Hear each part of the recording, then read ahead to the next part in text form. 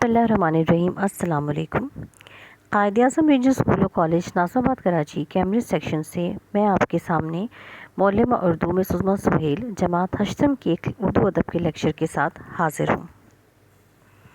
आज हम अपनी दरसी किताब सरीर खामा की एक नज़म पढ़ने जा रहे हैं जिसका उन्वान है गाँव और इसके शायर हैं मजीद अमजद। तारुफ़ शायर। मजीद अमजद की पैदाइश छंग में सन 1914 में हुई और आपकी तालीमी काबिलियत BA बताई जाती है। आप रोज़नामा उरूज से मुदीर की हैसियत से वाबस्ता रहे। आपकी मशहूर तसानीफ़ में है शब रफ्ता। आपकी वफ़ात साहिवाल सूबा पंजाब में हुई। आपकी खूबी यह है कि नक़ादों ने आपको जदीद नज़म के अहम शायर के तौर पर शुमार किया है। आइए बुलंद ख़ानी करते हैं नज़म की। ये तंगो तार झोंपड़ियाँ घास फूस की, अब तक जिन्हें हवा न तमद्दुन की छू सकी। इन झोंपड़ों से दूर और इस पार खेत के, ये झाड़ियों के झुंड, ये अंबार रेत के, ये सादगी के रंग में डूबा हुआ जहाँ, हंगामा जहाँ है सुकून आशना जहाँ। ये दोपहर को कीकरों की छाँव के तले, गर्मी से हाँफती हुई भैंसों के सिलसिले। रेवड़ ये भेड़ बकरियों के ऊँघते हुए, झुककर हर एक चीज़ की बू सूंघते हुए। ये आंधियों के खौफ से सहमी हुई फ़िज़ा, जंगल की झाड़ियों से सनकती हुई हवा। ये शाम के मनाजिर रंगी की खामोशी और इसमें गूंजती हुई झींगर की रागनी। बच्चे गुबारे राह गुज़र फांकते हुए, मैदान में मवेशियों को हाँकते हुए। बर्फ़ाब की दफीने उगलता हुआ कुआं, ये घुंघरुओं की ताल पे चलता हुआ कुआं। ये खेत ये दरख्त ये शादाब गिरदोपेश, सैलाबो रंगो भूर से ये सैराब गिरदोपेश। ये मस्त शबाब खेतियों की गुलफिशानियाँ, दोशीज़ा बहार की उठती जवानियाँ। ये नुज़हत मज़ाहिर क़ुदरत की जलवागाह, हाँ हाँ ये हुस्न शाहिद फ़ितरत की जलवागाह। दुनिया में जिसको कहते हैं गाँव यही तो है, तूबा की शाग़ सब्ज़ की छाँव यही तो है। आइए इसकी वजाहत की तरफ चलते हैं। ये तंगो तार झोंपड़ियाँ घास फूस की, अब तक जिन्हें हवा न तमद्दुन की छू सकी। इन झोंपड़ों से दूर और इस पार खेत के, ये झाड़ियों के झुंड ये अंबार रेत के। शायर के मुताबिक गांव के लोग शहरी ज़िंदगी से बेहद दूर आज भी झोंपड़ियों में रहा करते हैं जो कि घास फूस से बनाई जाती हैं। अगर हम झोंपड़ियों से आगे बढ़ते हैं तो हम जा बजा गाँव में खेत ही खेत दिखाई देते हैं, या फिर झाड़ियों के झुंड होते हैं या रेत के टीले मौजूद होते हैं। ये सादगी के रंग में डूबा हुआ जहाँ, हंगामा जहाँ है सुकून आशना जहाँ। गांव की ज़िंदगी सादगी से इबारत है। जहाँ शहरी ज़िंदगी में हर वक्त भाग दौड़ और हंगामा आराई है, वहीं पर गांव की ज़िंदगी सिर्फ सुकून और ख़ामोशी से इबारत है। ये दोपहर को कीकरों की छाँव के तले, गर्मी से हाँफती हुई भैंसों के सिलसिले। रेवड़ ये भेड़ बकरियों के ऊँघते हुए, झुककर हर एक चीज़ की बू सूंघते हुए।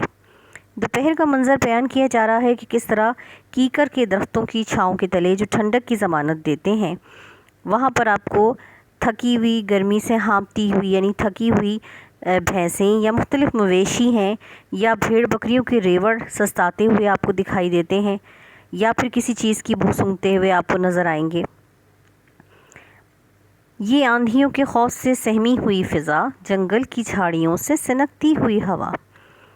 यानी शाम का मंजर बयान किया जा रहा है कि जैसे ही शाम की आमद होती है तो ये खामोशी जो है वो सारे मंजर पर छा जाती है और ऐसी सहमी हुई डरी हुई फ़िज़ा होती है जैसे कोई आंधी चलने वाली है। यहाँ तक कि जंगल की झाड़ियों में से गुज़रती हुई हल्की हल्की हवा भी आपको सुनाई देती है। ये शाम के मनाजिर रंगी की खामोशी और इसमें गूंजती हुई झींगर की रागनी। यानी शाम का मंजर इतना खामोश होता है कि आपको झींगर की आवाज़ भी बहुत गूंजती हुई सुनाई देगी। जैसे ही शाम होती है, शायर कहते हैं कि बच्चे गुबारे राह गुज़र फांकते हुए, मैदान में मवेशियों को हाँकते हुए। यानी शाम होते ही बच्चे जल्दी जल्दी अपने मवेशियों को घर ले जाने की फ़िक्र में पड़ जाते हैं। बर्फ़ाब की दफीने उगलता हुआ कुआं, ये घुंघरुओं की ताल पे चलता हुआ कुआं।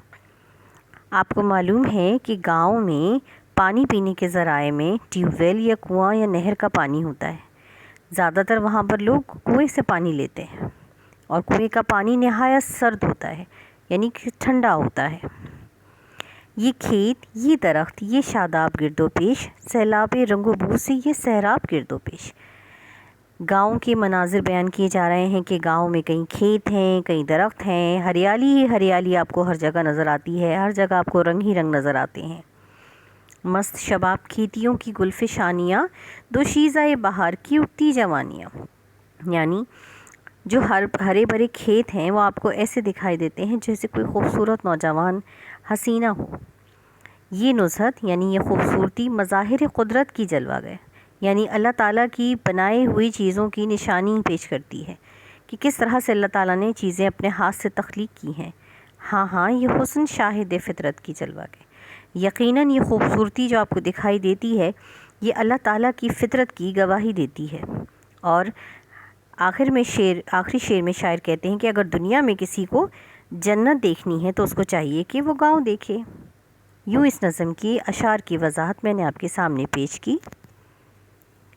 اور ان اشعار کی وضاحت کے بعد اور اس تصویر کو دیکھنے سے یقیناً وہ تمام مناظر آپ کی آنکھوں کے سامنے آ گئے ہوں گے جو میں نے ابھی آپ کو اس نظم کے ذریعے پیش کیے۔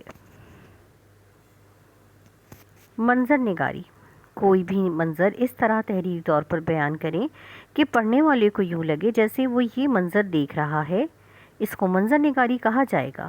نگاری کا مطلب ہوتا ہے لکھنا۔ یہ مناظر قدرتی بھی ہو سکتے ہیں اور غیر قدرتی بھی۔ تو یقیناً ہم نے اس نظم میں جو منظر پڑھے ہیں یا جو منظر نگاری پڑھی ہے گاؤں کی، وہ قدرتی مناظر تھے۔ الفاظ معنی: جھنڈ سے مراد ہے وہ جگہ جہاں بہت سے درخت اگے ہوں۔ دفینہ یعنی خزانہ۔ برفاب سے مراد ہے سرد پانی۔ انبار یعنی ڈھیر۔ راگنی یعنی نغمہ یا گیت کو کہا جاتا ہے۔ نزہت سے مراد ہے خوبصورتی۔ گلفشانیاں یعنی پھول بکھیرنا۔ جلوہ گاہ مقام دیدار یا دیکھنے کے لائق جگہ کو کہا جائے گا۔ طوبہ سے مراد ہے جنت کا ایک درخت یا پاک۔ تمدن یعنی تہذیب۔ تنگو تار یعنی تاریک۔ اس نظم کا خلاصہ پیش خدمت ہے۔ اس نظم میں شاعر نے بہت خوبصورتی سے دیہات میں پائی جانے والی نعمتوں کی منظر نگاری ایسے انداز سے کی ہے کہ پڑھنے والا ان مناظر کو اپنی آنکھوں سے دیکھ رہا ہو۔ گاؤں کی زندگی سادگی اور خاموشی سے بھری ہوئی ہوتی ہے، جہاں دوپہر میں انسان اور مویشی گھنے درختوں تلے سستاتے اور شام ہوتے ہی معصوم بچے بھیڑ بکریوں کو ہانکتے ہوئے گھر جاتے نظر آتے ہیں۔ کہیں کنووں کی آواز ہے تو کہیں جنگلوں میں چلنے والی ہوائیں ایک عجیب سا سما پیش کرتی ہیں۔ نہروں کا ٹھنڈا پانی، کھلتے ہوئے سرسبز کھیت کھلیان کو دیکھ کر اللہ کی قدرت کی شان نظر آتی ہے۔ در حقیقت دنیا میں کسی کو جنت دیکھنی ہو تو وہ کسی گاؤں کو دیکھے۔ عزیز طلباء، اس نظم کو پڑھنے کے بعد جو تفویض کار میں نے آپ کے لیے مقرر کیا ہے وہ کچھ یوں ہے: گاؤں اور شہری زندگی میں کیا فرق ہے، اپنے الفاظ میں تحریر کیجیے۔ آئیے نظم کی تمام کیے گئے کاموں کا جائزہ لیتے ہیں۔ تعارف شاعر، بلند خوانی، وضاحت، الفاظ معنی، خلاصہ، تفویض کار۔ مجھے امید ہے کہ یہ تمام کام اپنی کاپیوں میں آپ خوشخط تحریر کریں گے۔ اگلے لیکچر تک کے لیے اللہ حافظ اور شکریہ۔